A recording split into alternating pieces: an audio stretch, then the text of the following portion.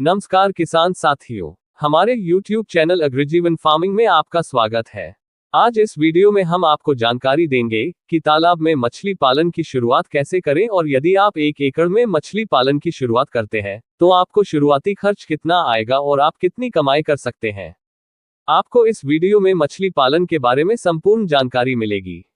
आप बस इस वीडियो को लास्ट तक जरूर देखिएगा। इस वीडियो में हम 6 टॉपिक पर बात करेंगे।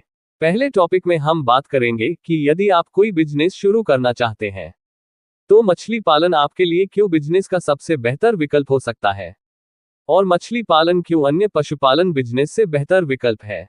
दूसरे टॉपिक में हम बात करेंगे कि कौन कौन सी प्रजाति की मछलियां तालाब में पाली जा सकती है और कौन सी प्रजाति की मछली से आपको शुरुआत करना चाहिए ताकि आप कम जोखिम के साथ मछली पालन शुरू कर सकते हैं और अच्छी आमदनी प्राप्त कर सकते हैं। तीसरे टॉपिक में हम बात करेंगे कि मछली पालन के लिए पानी और मिट्टी की गुणवत्ता कैसी होनी चाहिए और इसके साथ मछली पालन के लिए क्षेत्र का तापमान क्या होना चाहिए। इस जानकारी से आपको पता हो जाएगा कि आप अपने क्षेत्र और अपने खेत में मछली पालन कर सकते हैं या नहीं।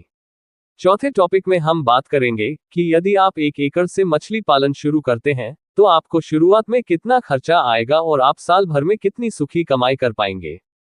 पांचवें टॉपिक हम आपको बताएंगे कि यदि आप फिश फार्मिंग शुरू करते हैं और आप निवेश या इन्वेस्टमेंट के लिए लोन लेना चाहते हैं तो आपको लोन कौन सी बैंक से मिलेगा, आप लोन के लिए कैसे आवेदन कर सकते हैं, आवेदन करने के लिए कौन कौन से दस्तावेजों की आवश्यकता होगी और इसके साथ लोन पर कितने प्रतिशत सब्सिडी यानी सरकार की तरफ से आपको कितनी छूट मिलेगी। छठे और आखिरी टॉपिक में हम आपको बताएंगे कि यदि आप फिश फार्मिंग शुरू करना चाहते हैं तो फिश फार्मिंग की संपूर्ण जानकारी आप कहां से प्राप्त कर सकते हैं। तो हम इस वीडियो पर आगे बात करें इसके पहले सभी किसान साथियों से हमारा निवेदन है, यदि अभी तक आपने हमारे YouTube चैनल अग्रिजीवन फार्मिंग को सब्सक्राइब नहीं किया है तो कृपया आप हमारे चैनल को सब्सक्राइब कर ले, क्योंकि हम इस चैनल पर फिश फार्मिंग से जुड़ी नई जानकारी के साथ वीडियो लगातार अपलोड करते रहते हैं। तो अब हम इस वीडियो के पहले टॉपिक पर आते हैं कि क्या मछली पालन सबसे अच्छा बिजनेस विकल्प है। तो यदि हम मछली पालन को अन्य पशुपालन और कृषि बिजनेस की तुलना में एक अच्छा बिजनेस विकल्प बता रहे हैं तो इसका सबसे बड़ा कारण है बाजार में इसकी मांग। आप भारत में मछली की मांग को इस बात से समझ सकते हैं कि भारत में मछली का सबसे ज्यादा उत्पादन आंध्र प्रदेश में 35% और पश्चिम बंगाल में 15% होता है। यानी आंध्र प्रदेश और पश्चिम बंगाल में पूरे भारत का 50% मछली का उत्पादन होता है। इन्हीं 2 राज्यों से मछलियां भारत के सभी राज्यों में सप्लाई की जाती है। आंध्र प्रदेश और पश्चिम बंगाल से सभी राज्यों में सप्लाई होने के बाद भी दूसरे राज्यों में केवल 60 से 70% मांग की ही पूर्ति हो पाती है। इस वजह से बाकी प्रदेशों में मछलियों की बहुत अधिक मांग है। इसलिए उत्तर प्रदेश, महाराष्ट्र, छत्तीसगढ़, मध्य प्रदेश, राजस्थान, उड़ीसा, पंजाब और बिहार इन सभी राज्यों में मछली पालन करके किसान अच्छी कमाई कर सकते। यदि आप अपने क्षेत्र में मछली पालन करके मछली का उत्पादन करते हैं तो मछली आपके फार्म से ही आसानी से बिक जाएगी। आपको अपने फार्म के में रोड पर केवल एक बड़ा बोर्ड लगाना होगा। इससे बहुत से मछली के व्यापारी आपके फार्म पर मछली खरीदने आ जाएंगे और पूरी मछलियां आपका फार्म से नकद में ही सेल हो जाएगी। अब आपके मन में सवाल आ रहा होगा कि मछली के व्यापारियों को पहले से ही सप्लाई मिल रही होती है तो वह हमारे फार्म से मछली क्यों खरीदेंगे। तो इसके 3 बड़े कारण हैं। पहला कारण, मछली व्यापारियों को मांग के अनुसार मछलियों की पूर्ति नहीं होती है। दूसरा कारण, मछली के व्यापारियों को दूसरे राज्यों से जो मछलियां सप्लाई की जाती है वह फ्रोजन की हुई होती है, यानी मछलियों को बर्फ में रखकर लाया जाता है। मछलियों को फ्रोजन करने से एक बड़ी समस्या ये होती है कि मछलियां जब तक बर्फ में होती है तब तक ताजी रहती है, लेकिन जैसे ही मछलियों को बर्फ से बाहर निकाला जाता है मछलियां बहुत जल्दी स्मेल करने लगती हैं और बिना फ्रोजन की हुई मछलियों की तुलना में बहुत जल्दी खराब हो जाती है। फ्रोजन की हुई मछलियों की प्राकृतिक ताजगी भी खत्म हो जाती है। फ्रोजन मछलियों को बर्फ से बाहर निकालने के बाद 1 दिन में ही बेचना पड़ता है, नहीं तो अगले दिन तक मछलियां स्मेल करने लगती हैं। इसलिए फ्रोजन मछलियां होने से मछली व्यापारियों को बहुत नुकसान झेलना पड़ता है, क्योंकि हमेशा मछलियां 1 दिन में नहीं बिकती और कुछ मछलियां बच जाती है जो अगले दिन तक खराब हो जाती है। इसलिए मछली व्यापारियों को यदि अपने नजदीकी फार्म में बिना फ्रोजन की हुई मछलियां मिल रही हो तो वह इन बिना फ्रोजन की हुई मछलियों को ज्यादा खरीदना पसंद करेंगे, क्योंकि फ्रोजन मछलियों की तुलना में ताजी और बिना फ्रोजन की हुई मछलियां जल्दी खराब नहीं होती। तीसरा कारण, मछली व्यापारी आपके फोन से मछली खरीदेंगे। इसका तीसरा बड़ा कारण यह है कि जब मछलियों के व्यापारी को दूसरे राज्यों से मछली सप्लाई की जाती है तो ये हजारों किलोमीटर दूर से आती है। इसलिए इनका ट्रांसपोर्टिंग खर्च बहुत अधिक होता है, जो मछलियों की कीमत बहुत अधिक बढ़ा देता है।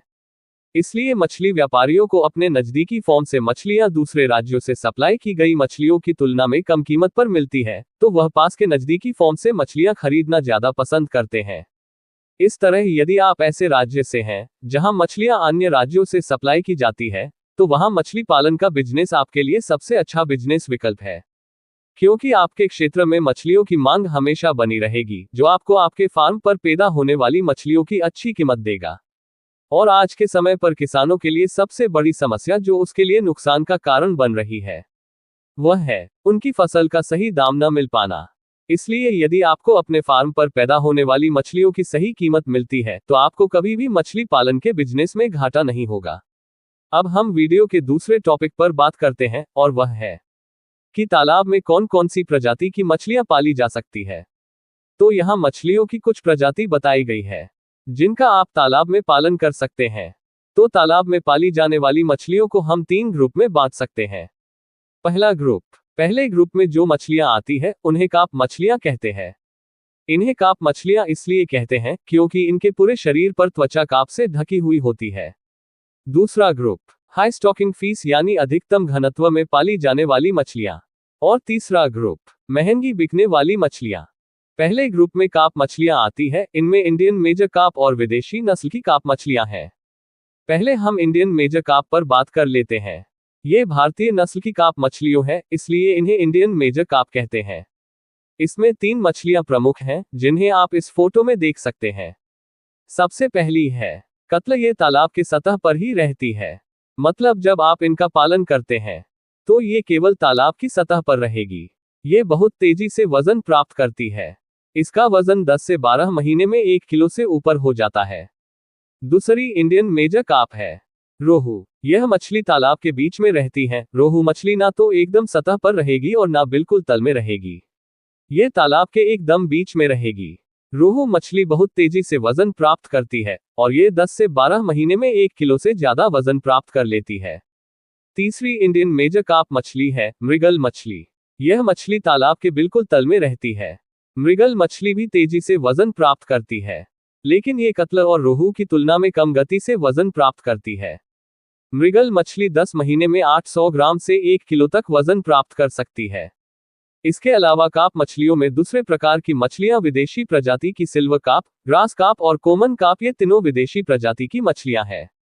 ये तालाब में पाली जा सकती है। तीनों मछलियां तेज गति से वजन प्राप्त करती है। यह मछलियां 10 महीने में लगभग 1 किलो से भी ज्यादा वजन प्राप्त कर सकती है। अब हम तालाब में पाले जाने वाली मछलियों के दूसरे ग्रुप की बात कर लेते हैं। अधिक घनत्व के साथ पाली जाने वाली मछलियां। पहली अधिक घनत्व में पाली जाने वाली मछली है तिलापिया। तिलापिया मछली जो भारत में अधिक घनत्व में पाले जाने वाली प्रसिद्ध मछली है। अधिक घनत्व होने के कारण तिलापिया मछली इंडियन मेजर कार्प मछलियों की तुलना में कम गति से वजन प्राप्त करती है। फिर भी तिलापिया मछली 10 महीने में 600 से 800 ग्राम तक वजन प्राप्त कर सकती है। इसके अलावा रूपचंदा और पंगेसियस मछली भी है जो अधिक घनत्व के साथ तालाब में पाली जाती है। पंगेसियस मछली तालाब में अधिक घनत्व के साथ पाली जाने वाली एक अच्छी मछली है। अब हम तालाब में पाली जाने वाली मछलियों के तीसरे ग्रुप पर बात कर लेते हैं, और वह है अधिक कीमत पर बिकने वाली मछलियां। आप इस फोटो में देख सकते हैं, यहाँ 4 प्रमुख मछलियां देसी मांगुर, पावदा, कोई और सिंगी ये तालाब में पाली जाने वाली मछलियां हैं। इनकी मांग बाजार में बहुत अधिक होने के कारण इनकी बाजार में कीमत भी बहुत अधिक होती है। यह इंडियन मेजर कार्प की तुलना में धीमी गति से वजन प्राप्त करती है। अब हम इस वीडियो के तीसरे टॉपिक पर बात कर लेते हैं, और वह है कि मछली पालन के लिए पानी, मिट्टी की गुणवत्ता और तापमान, जलवायु कैसी होनी चाहिए। आप आपके क्षेत्र में मछली पालन कर सकते हैं या नहीं, यह पानी और मिट्टी की गुणवत्ता के साथ क्षेत्र का तापमान और जलवायु पर निर्भर करता है। हालांकि उर्वरक, चूना और दवाइयों की मदद से पानी और मिट्टी की गुणवत्ता को मछलियों के लिए आदर्श बनाया जा सकता है। इसके साथ उपकरणों की मदद से तापमान को नियंत्रित किया जा सकता है, लेकिन उपकरणों की मदद से तापमान नियंत्रित करने के लिए उपकरणों पर बहुत अधिक खर्च होता है, इसलिए आप कोशिश करें कि मछली पालन के लिए ऐसे स्थान का चयन करें जहां की जलवायु प्राकृतिक तौर पर मछलियों के लिए आदर्श हो। सबसे पहले हम पानी की गुणवत्ता पर बात कर लेते हैं। सबसे पहली बात कि आप मछली पालन तालाब यानी पानी में करेंगे। इसलिए आप जहां भी मछली पालन कर रहे हैं वहां शुद्ध पानी की उपलब्धता साल भर होना जरूरी है। अब सवाल यह आता है, पानी की गुणवत्ता क्या होना चाहिए? वैसे तो अलग अलग प्रजाति की मछलियों के लिए पानी की गुणवत्ता अलग अलग होती है, लेकिन सफलतापूर्वक मछली पालन करने के लिए पानी का पीएच मान 6 से 8 के बीच होना चाहिए। अब यदि हम मछली पालन के लिए मिट्टी की गुणवत्ता पर बात करें तो मिट्टी ज्यादा पथरीली नहीं होना चाहिए। मिट्टी ज्यादा पथरीली होने से तालाब में पानी जल्दी रिसेगा और इससे तालाब में पानी की कमी हो सकती है। हालांकि आप तालाब में पॉलीथीन बिछाकर इस समस्या को दूर कर सकते हैं। यदि हम मछली पालन के लिए तापमान की बात करें तो जहां ठंड बहुत अधिक होती है वहां आप तालाब में मछली पालन नहीं कर सकते हैं, क्योंकि बहुत अधिक ठंड में मछलियां हमेशा तनाव में रहेगी और भोजन बहुत कम करेगी। इस वजह से मछलियां जल्दी वजन प्राप्त नहीं कर पाएगी। इसलिए जहां का औसत तापमान 15 डिग्री सेल्सियस से कम हो वहां तालाब में मछली पालन ना करें।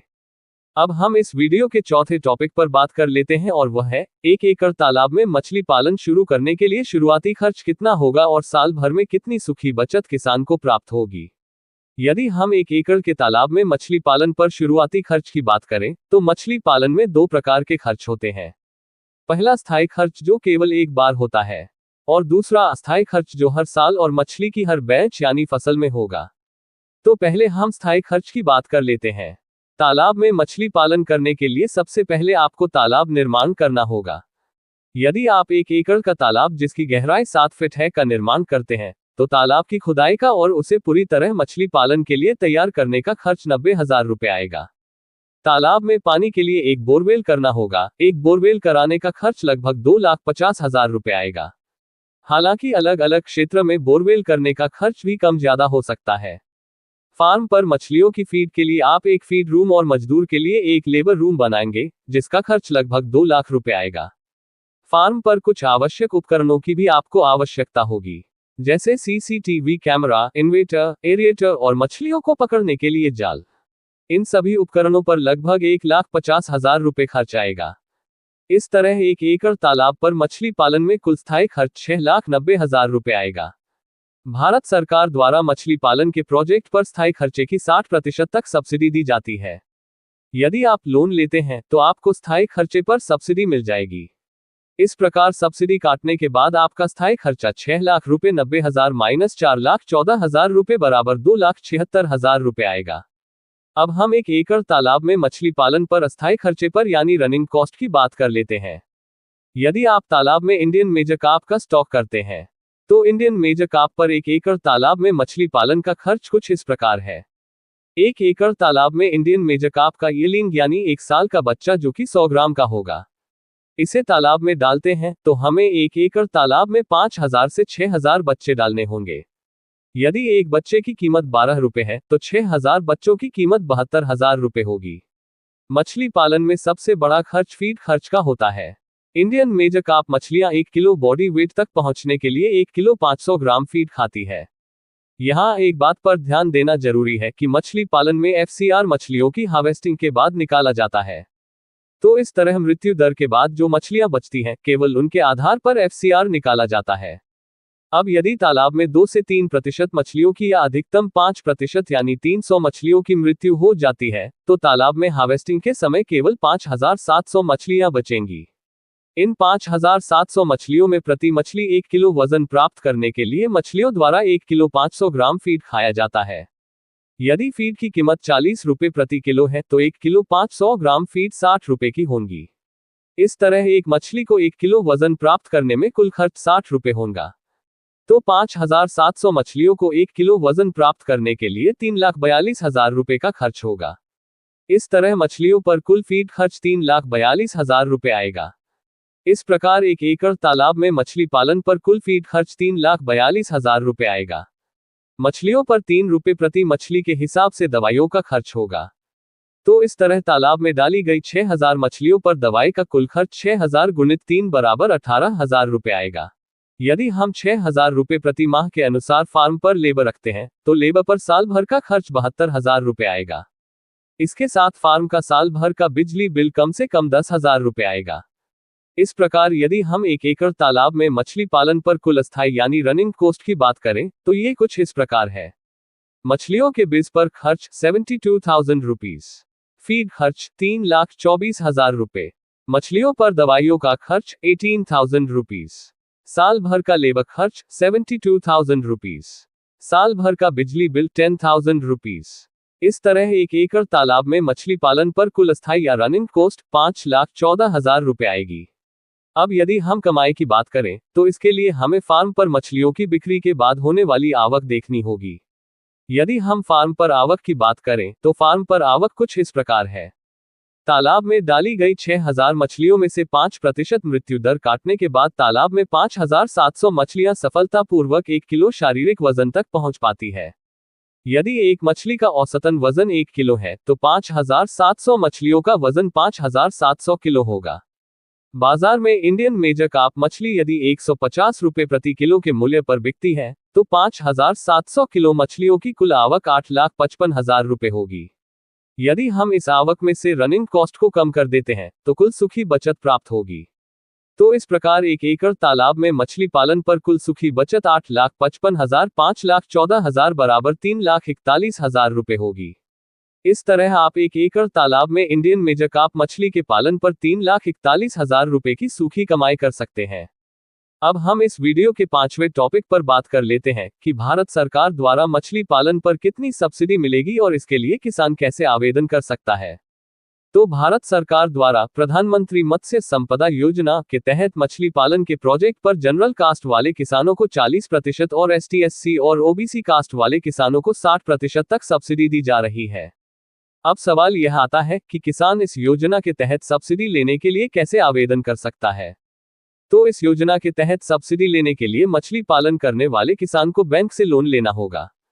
लोन के लिए आपको 17 प्रकार के अलग अलग दस्तावेजों वाली फाइल के साथ प्रोजेक्ट रिपोर्ट बैंक में जमा करनी होगी। प्रोजेक्ट रिपोर्ट बैंक में जमा करने के बाद प्रोजेक्ट रिपोर्ट बैंक मैनेजर द्वारा चेक की जाएगी। यदि प्रोजेक्ट बड़ा है तो प्रोजेक्ट रिपोर्ट जांच के लिए जिला स्तरीय बैंक में भी जा सकती है।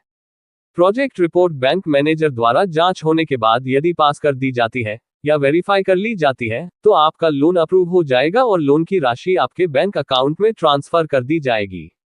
प्रोजेक्ट रिपोर्ट पास होना इस बात पर निर्भर करता है कि अपने फाइल में सही दस्तावेज जमा किए हैं या नहीं। यदि आप आधे अधूरे दस्तावेजों के साथ फाइल जमा करते हैं तो आपकी प्रोजेक्ट रिपोर्ट रिजेक्ट हो जाएगी। यदि आप मछली पालन पर लोन के लिए प्रोजेक्ट रिपोर्ट बनवाना चाहते हैं तो आप हमारे व्हाट्सएप नंबर पर कॉल या मैसेज कर सकते हैं। अब हम इस वीडियो के लास्ट और छठे टॉपिक पर बात कर लेते हैं और वह है कि यदि आप मछली पालन करना चाहते हैं तो आप मछली पालन के बारे में संपूर्ण जानकारी जैसे कि मछली पालन की शुरुआत कैसे करें, तालाब का निर्माण कैसे करें, मछलियों की बीमारियों को कैसे पहचानें और उनका इलाज कैसे करें, मछलियों में होने वाले वायरस जनित बीमारियों का टीका कैसे करें और उनकी वैक्सीन कहां से प्राप्त करें, मछलियों को फीड देने का सही तरीका क्या होना चाहिए। इसके साथ जब आप अपने फार्म पर पहली बार मछली की फसल तैयार कर लेंगे तो सबसे पहली बार मछली व्यापारियों को फार्म तक बुलाने के लिए आपको कौन कौन से मार्केटिंग उपाय करना चाहिए। यदि आप यह संपूर्ण जानकारी लेना चाहते हैं तो आप हमारी कंपनी द्वारा प्रकाशित मछली पालन ट्रेनिंग कोर्स पुस्तक खरीद सकते हैं। यदि आप पुस्तक के बारे में जानकारी लेना चाहते हैं या आप ये पुस्तक खरीदना चाहते हैं तो आप हमारे व्हाट्सएप नंबर पर कॉल या मैसेज कर सकते हैं। तो किसान साथियों, आपको हमारी यह वीडियो कैसी लगी? यदि पसंद आए है तो इस वीडियो को लाइक करें और आगे सभी किसान साथियों तक इस वीडियो को शेयर करें। आगे भी मछली पालन पर नई जानकारी प्राप्त करने के लिए हमारे चैनल को सब्सक्राइब करें।